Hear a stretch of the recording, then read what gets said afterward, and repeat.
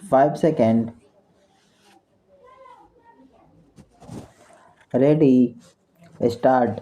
अपीलार्थी किराएदार के विरुद्ध प्रत्युत्तरदाता मकान मालिक ने छत्तीसगढ़ किराया नियंत्रण अधिनियम 2011 की धारा 12 के अंतर्गत बेदखली आवेदन प्रस्तुत किया था, जिसे किराया नियंत्रण प्राधिकारी ने आदेश दिनांक 14/2/2015 के द्वारा अनुज्ञात किया।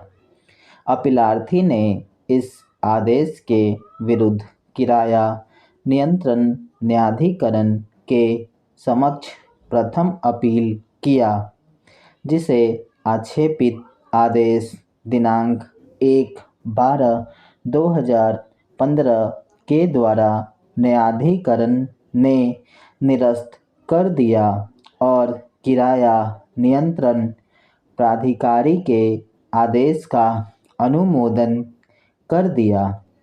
अतः अपीलार्थी ने अधिनियम की धारा 13(2) के अंतर्गत सीधे उच्चतम न्यायालय के समक्ष यह अपील प्रस्तुत किया। छत्तीसगढ़ किराया अधिनियम 2011 की धारा 13 के उपधारा 2 के अंतर्गत किराया नियंत्रण न्यायाधिकरण के समक्ष अपील करने का निम्न प्रावधान किया गया है। 2. किराया नियंत्रण न्यायाधिकरण के किसी आदेश के विरुद्ध अपील उच्चतम न्यायालय में होगी। अपीलार्थी के अपील पर सर्वप्रथम 18/4/2016 को संबंधित पीठ ने अपील की पोषणीयता पर इस आधार पर संदेह व्यक्त किया कि क्या न्यायाधिकरण के निर्णय के विरुद्ध सीधे उच्चतम न्यायालय के समक्ष अपील प्रस्तुत किया जा सकता है। अतः संबंधित पक्षों को नोटिस जारी किया गया।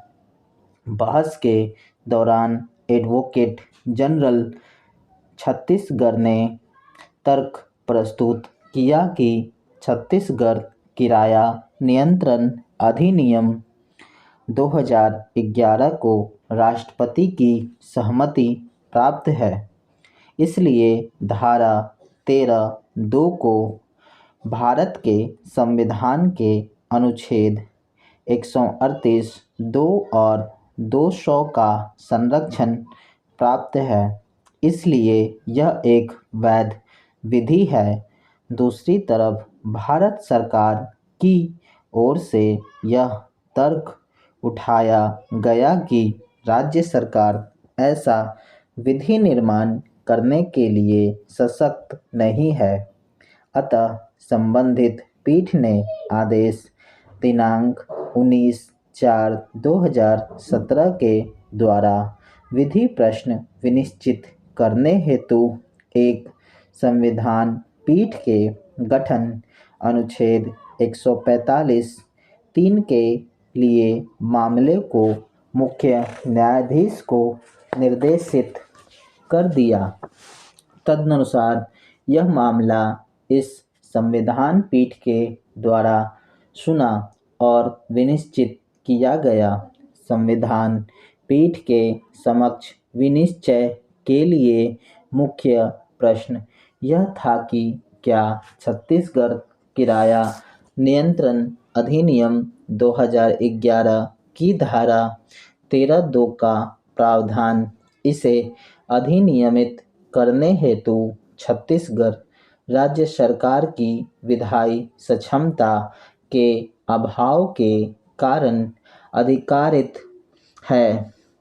निर्णय संसद और राज्य विधायिकाएं अपनी विधि निर्माण की शक्ति संविधान के अन्य प्रावधानों सीमाओं के अधीन रहते हुए संविधान के अनुच्छेद 245 एक से प्राप्त करती है। संसद जहां भारत के संपूर्ण क्षेत्र के लिए विधि निर्माण कर सकती है, वहीं राज्य केवल अपने राज्य क्षेत्र के लिए विधि निर्माण कर सकते हैं, किंतु संवैधानिक सीमाओं के अधीन, न कि उससे परे।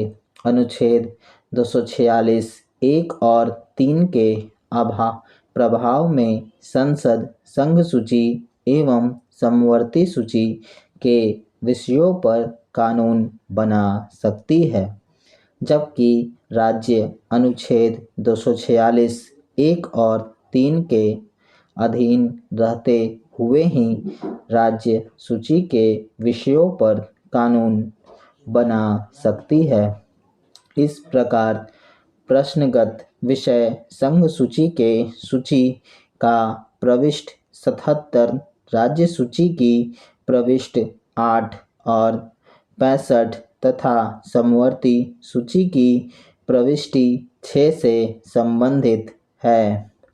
2. संविधान के अनुच्छेद 124 के अंतर्गत उच्चतम न्यायालय की स्थापना किया गया है और अनुच्छेद 131 से 145 के अंतर्गत इसके शक्तियों तथा कृत्यों का उल्लेख किया गया है, किंतु संविधान में ऐसा कोई भी प्रावधान नहीं है जो किसी राज्य विधायिका द्वारा निर्मित किसी विधि के अधीन किसी न्यायाधिकरण के आदेश से सीधे उच्चतम न्यायालय में अपील का प्रावधान करता हो।